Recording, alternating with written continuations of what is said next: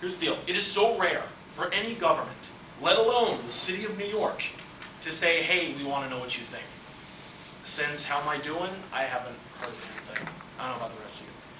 So we have been issued a challenge by the City Council to give the City Council meaningful data about what works in regulation and what doesn't work. Because it's one thing to just complain about this, this code or that code. It's another thing entirely to constructively say, this is the problem, this is business's solution to it, and this is how we're going to move things forward.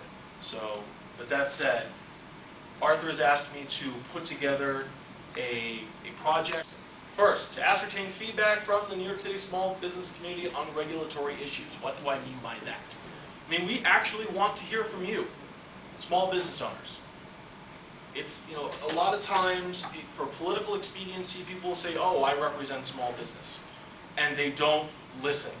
And what's even worse, if they do listen, they just turn it into a talking point. That's not what we're here to do. What we're here to do is to gain meaningful feedback, hear the stories, hear what's going wrong, and figure out a way to fix it on behalf of small business. So, the second objective, to educate the City Council on the challenges facing small business. It's unfortunate but very true that on every level of government, money talks. And small business doesn't have a lot of money to talk with. So we need chambers of commerce like this one here and those around the city to come together and put together a voice for small business. And that's what this is about. City Council, they're only going to hear one thing or another thing depending on who's speaking the loudest. And the small business community generally is not able to speak very loudly, but that's what we're here to do. We're here to make sure that we're giving them a megaphone, make sure that the City Council understands in this administration and then in the next administration, they know what the challenges are for small business. Now, the part that not a lot of people think about. Third objective is to provide common sense solutions to positively affect relations between city government and the small business community. This goes back to what I said before. It's one thing to complain, it's another thing to be constructive. If we just complain at them all day long, we'll feel a lot better in the short term, but nothing's going to get done. So, it's our job as a coalition of small business owners around the city to come up with common sense solutions that politicians can understand and implement in a way that's meaningful. Finally, give city government tools necessary to foster a business-friendly environment while protecting the citizens of the city of New York. It's a balancing act like anything else. As was pointed out earlier today, the health grade system has its problems, but I don't think anyone here is going to argue that the people of the city of New York should be getting salmonella poisoning every day. It's a balancing act, and it's important to recognize that moving forward.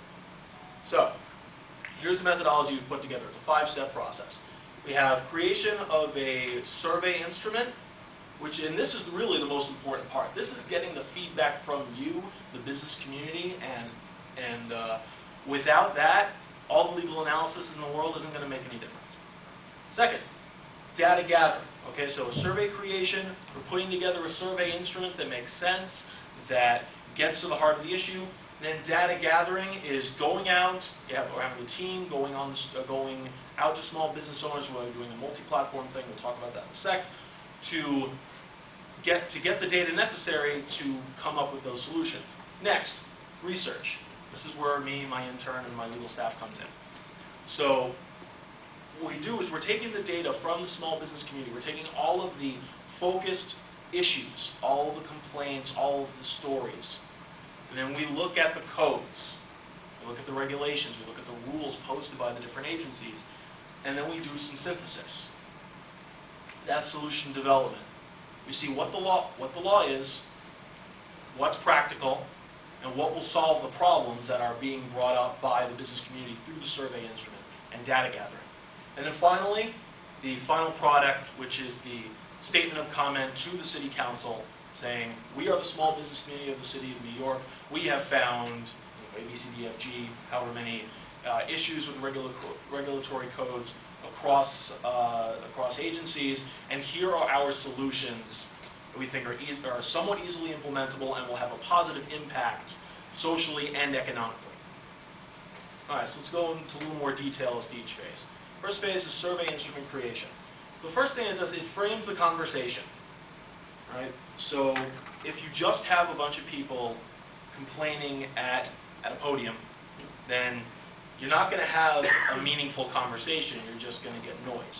So what we're trying to do in the survey, in the creation of the survey instrument, moving a non-leading instrument to show that the data is somewhat pure, that it doesn't say, for example, this would be an O'Reilly factor question. How is government screwing your business? Question. That's not going to be helpful for the city council, and they're just going to turn off their ears, and they'll be done with it, and then we'll be doing all this work for nothing. On the other hand, how can government help you? Not necessarily. Right? You need to find somewhere in the middle. You need to have almost like a blank canvas, but you frame the conversation in a way that you get meaningful results. So, survey the business community on regulatory challenges. We'll get into that in a moment. But there are three elements of this survey instrument. First, multiple platforms which are easy to use in multiple languages, because as we all know, not every business owner in the city of New York speaks English alone. There are lots of business owners all over the city of New York that speak all different languages. Fortunately, we have the resources where we can have the survey instrument translated into Spanish, Chinese, Russian, etc.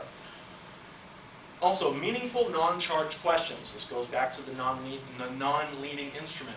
You want to frame a conversation that's meaningful, one that's not politically charged left or right, one that the city council will look at and say, okay, this is in fact what small business is saying without any tint to the glasses.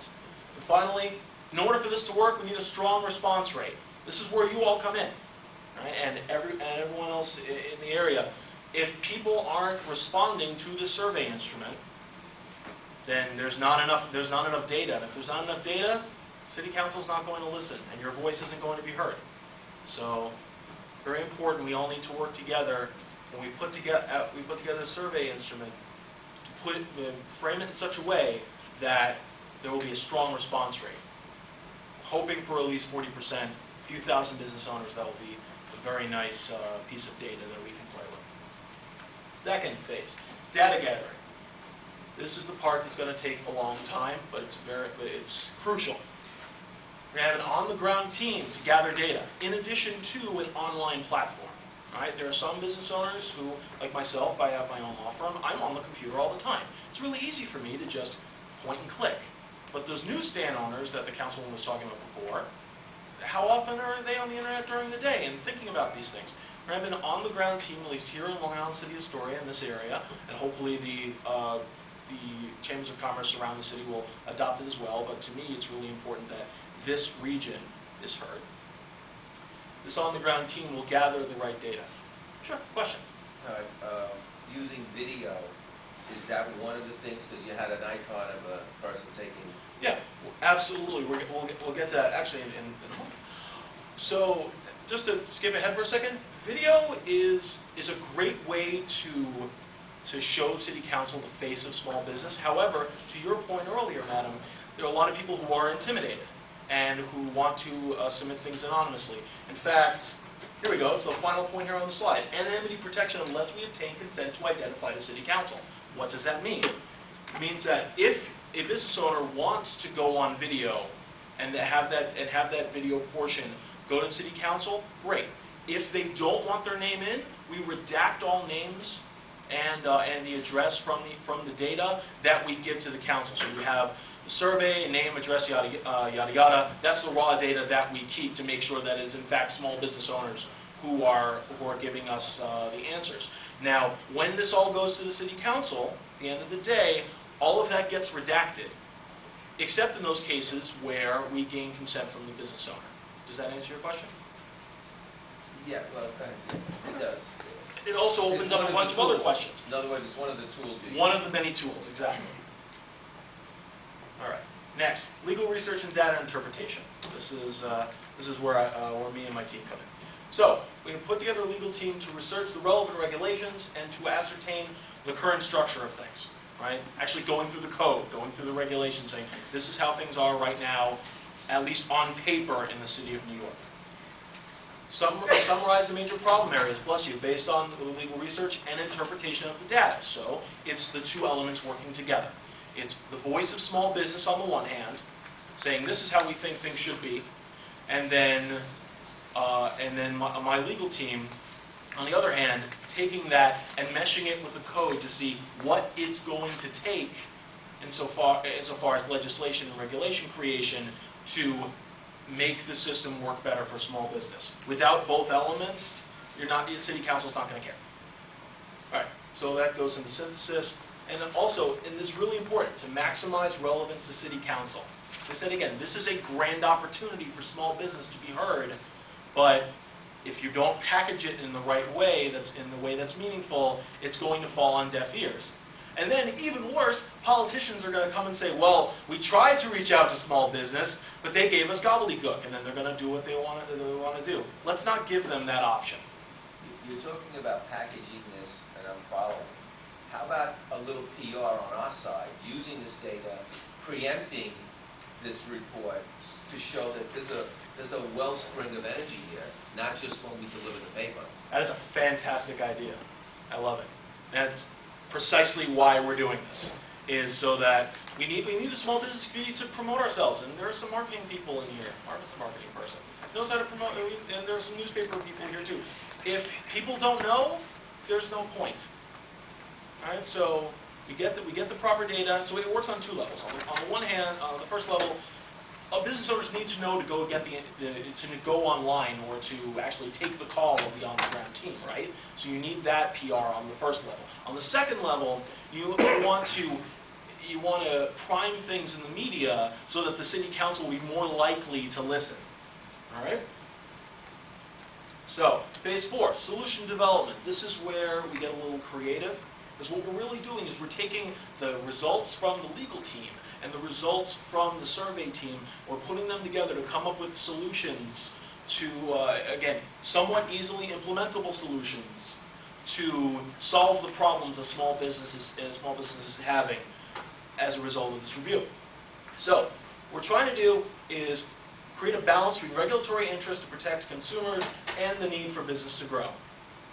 Again, it's a balancing act.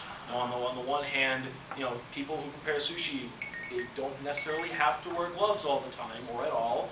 On the other hand, you don't want everyone getting salmonella. It's a balance, and government and city council members, they inherently need to balance that out. So, if we're going to be taken seriously, if this is going to be relevant to city council, and if we're actually going to get things done, we need to keep that balance in mind. Also, follow-through plans for each proposed solution to supplement in the final submission. We tell them how to do it. They say, oh, great idea, but how do we do it? We already figured it out for you. It's really easy. Just do A, B, C, D, and E, and things will be a lot better.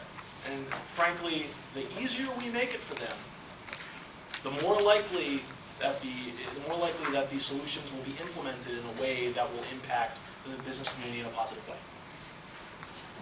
Finally, statement of comment, the final product. So, we take those solutions and the data, the redacted data, and put it in the form of a proposal. And then we take that proposal and we supplement it with videos of business owners' stories that were gathered in step 2. Again, only if there's consent. So, the way I envision it is step 1 on survey implementation. You go out and you find business owners you have to do the survey. You have a place to check. Do you have a story you'd like to put? You have a story? Yes. Would you like to put that on video? Yes. Great. Then follow up. We get those stories. That way, nobody. Only the people who are not afraid and those people who want to make their voice heard in this particular way have that opportunity. And everyone else can do it anonymously and not be worried, to your point again. So, written submission of City Council and oral presentation if the Council wishes. Very simple. We do a statement of comment with the supplementary materials, including the raw data, raw redacted data, to the City Council, and if they want members of the committee to come in and testify about it, that's what we'll have to do. Timeline. Now, unfortunately, So this is the one time I've ever heard of government moving things quickly, right? You have it's a little too quick, even for the private sector, where there's an issue. So I found out about this when I had breakfast with Arthur, 2 weeks ago? We're having this meeting today. We're starting things up tomorrow, and we're assuming that we need to get this together by the middle of July. I know it sounds almost impossible, but it is in fact possible if we just work a little bit harder, a little bit better. So phase one, which is going to take a lot of time simply because you want to have a strong survey instrument that flows from that. That'll be from tomorrow to the 29th. Phase two, 29th to 24th of June, and so on until July 15th we'll have, or sometime close to that, we want to be able to give it to the agencies so that they can shape their proposals in a way that makes sense for small business too. So in addition to the City Council getting our comments, every agency will get a copy as well. So they have until the beginning of September or late August to do it. If we're going to influence them in a way that's meaningful, July 15th or that week is really, really our date. So, with that said, what do you think? Comments, questions? John. Hi, John. Question and possibly a comment at the end. Look at the timeline. The timeline is incredibly fast. And I want to congratulate everyone who dreamed this up. This is certainly grandiose.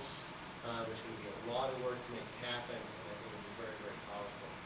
With that said, your first two stages are really about collecting the data, finding people who want to give real-life stories, and then taking that, looking at it from a legal perspective, comparing it to the laws on what can change, how that changes, and delivering the message. That's a perfect summary. I'm worried about listening to you speak about how you're going to collect that data. How many people do you have that are going to be out there doing this? The video portion of it, you probably don't need as many people as you might, but for the survey collection and how you're going to go about getting all of these stories, what ideas or plans do you have to do that? So there are a couple of levels, right? So because we need at the very top, you need someone to supervise all of this. And in fact, I have my intern who's a law grad, and he's very apt at this kind of thing.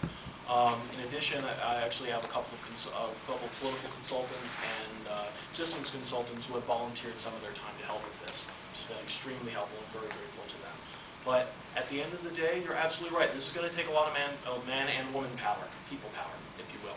And so we are reaching out to colleges, we're reaching out to law schools, we're reaching out to community organizations so that they can, and non-for-profits that help out the community, so that they can bring in some of their people. We train them, we train them, we send them out, we follow up. And I recognize that time is of the essence, and it's extremely short. Is this going to be perfect? No, nothing's perfect. But at the same time, it's certainly worth doing. So my follow-up on that would then just be, if that's the case, to get, you're looking for 1,000 to 2,000 data points or feedback from consultants. You have 7 to 14 days to gather that based on your schedule. I believe, and maybe I'm just throwing something out there, or I don't believe that's going to be able to be done if all you are is in the field looking for calls to extend. And I think you need to find another vehicle for that, whether that's creating a flyer that can be sent out through list, through mass media. But once you've created those questions that you're going to use in your survey, I don't see why something like SurveyMonkey or survey things online can't be done. So business owners can very easily go online. I completely agree, which is why I mentioned the online platform in the first third of the presentation. You're absolutely right. SurveyMonkey would be great. I know our LIC is a good platform for that kind of thing. But no, online platform as well as on the ground. They're both integral. Yeah, the program that I'm affiliated with, the Day Ahead program for Young Adults with Autism, what we have is about 6 hours throughout the day where we could really sink our teeth into a meaningful activity. If you were to have an online platform such as SurveyMonkey, if we were to have access to a couple of iPads, the boots on the ground element is something that we could really commit ourselves to, and have the time, the resources, the oversight, to be in the businesses. If there was going to be a direct mailing, if resources were tight and it was something that we could help put together those mailings, get them out, but maybe not just that, maybe do the drop-off and pick-up, because I think we all know that sometimes mailers get left on the coffee table. Absolutely. So if there is any way that there's an application there, if, our Astoria program has about 78 participants. This may not be an appropriate activity for all 78, but I can absolutely guarantee that for many of our guys, this would be a really meaningful way for them to contribute to this community, and hopefully for this community to get to know and recognize a lot of our partners. That's a fabulous offer. That's great. Thank you That's so much. Fantastic. That's Part of the really- logistics of it, we have to find a way to make that happen. That's fabulous. My thinking is that we're not the only small business organization that wants to be supportive of the easing of these regulations, and there are merchant associations and business associations, the chambers of commerce that are throughout the city that have an interest in this the same way we do, and our job, in addition to doing some of this ourselves for our own market, is to make sure that this process is maybe standardized or something modified like it standardized, so that the business community can be approached by other organizations as well. That's number one. Number two, there are people interns at LaGuardia Community College that are chomping at the bit to do these kinds of things, as well as high school students that are very capable of doing it, particularly even in their own neighborhoods, in their own communities. So I think that the boots on the ground is a matter of creatively thinking through who can do it and what can we give them to do it with, and how do we train them quickly. Now, we have the ability to use this as a training center, so we have a room that we can use, and we can train people, and we can quickly get people up to speed. And I think just listening to Councilmember Rayner, one of the things that she said was to really be industry specific. We may decide that the best thing to do is to narrow down the focus to just, since we want to make sure that there are restaurants included, the most hard hit by the Department of Health, for example, in buildings and other sanitation is restaurants and food stores. So maybe just focusing on just restaurants, food service, food retailers. Just take that one category if we're going to tackle something, and see how we can address just one industry the way she has suggested. I contacted the LaGuardia Community College. They are very responsive as far as interns. Extremely responsive. Yeah. Deborah Robinson, who was here about our tourism project, they're very, very responsive. And there are other schools. Briarcliff is here. There are other schools here in the area. We may even be able to tap into schools in Manhattan. This is a citywide issue, so we don't have to be limited just to local interns. Just frankly, the more we use our networks to our advantage and to get more people out there, the more meaningful this is going to be, which in turn will make it more relevant for City Council. Could the Restaurant Association do anything proactive? There is a restaurant association. In fact, we saw a presentation from the restaurant association at Tony Maloney's meeting. Do you think they'd have such a vested interest They may. in this? Like maybe they could just really... Correct. The only thing that, it's a fantastic idea, and you're right, the interests are aligned. However, there are also political interests involved with the individual industry. So, if we're going to do it, and I agree it's a great thing to do, use our survey instrument. As you can tell, I am very concerned with this being as objective as humanly possible, as difficult to cut off at the knees for political expediency as humanly possible.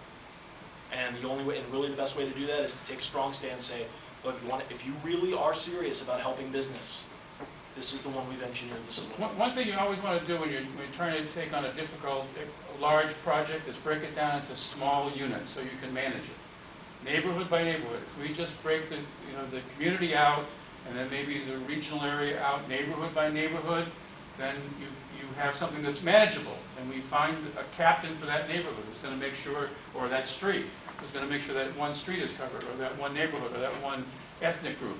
And I think if we take it apart and manage the smallest possible components, we'll be able to manage it.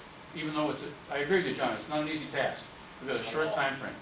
If it's not planned properly, it's going to fail, simple as that. So If it's planned properly, it's what gonna we need to do first to plan it properly is to compile everybody's suggestions so that you'll all have ideas of what can be done to make this work.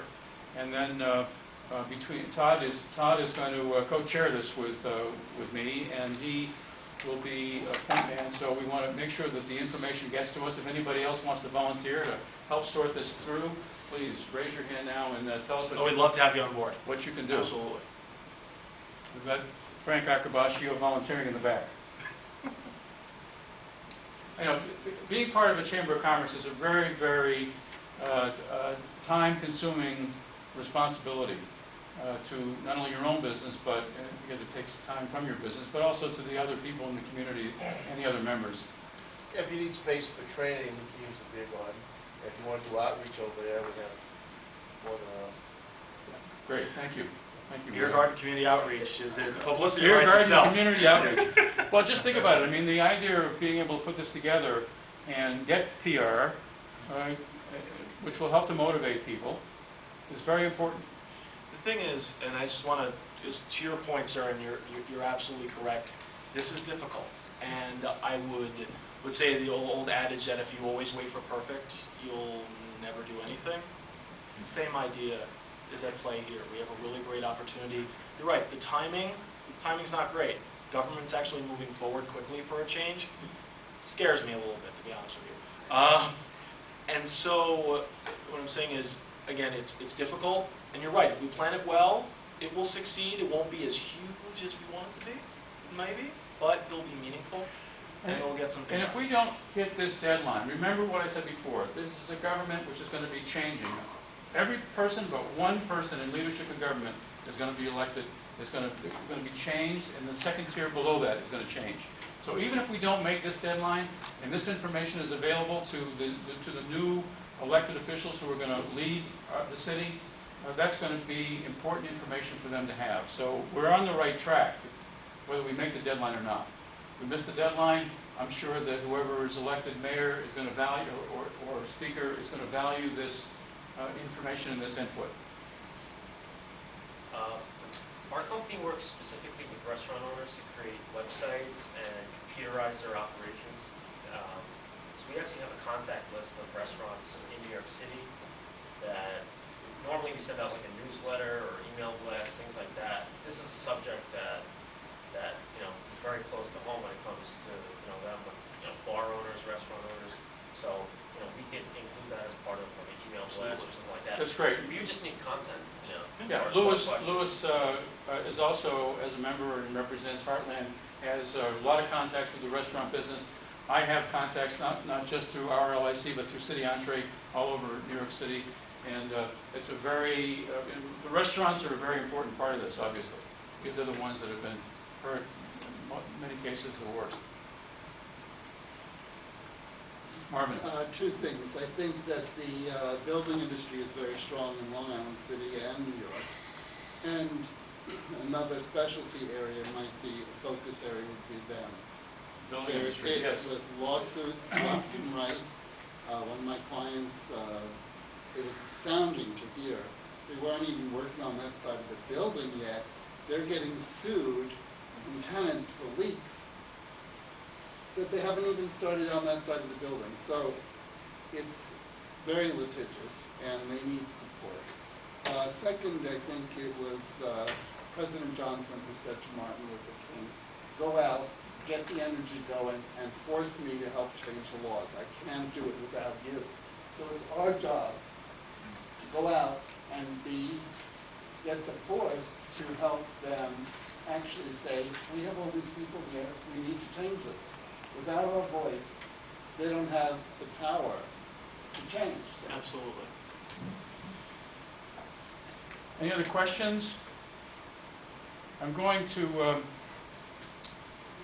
do you have any additional points that you want to make? Or No, I think we're off to a great start. what's our next step from your standpoint? Our next step is the Team building. survey. Yep, the first thing, survey creation. We can get to start So when can you meet with me and whoever else wants to join us for a cup of coffee to work on that? What do we have to do? Want to me tomorrow afternoon? Tomorrow afternoon at, well, Well, look, tomorrow morning is actually You and I better. will speak after this, we'll put together an email, we'll send it out. Okay, very good. Thank you so much. Thank you. Todd, good luck.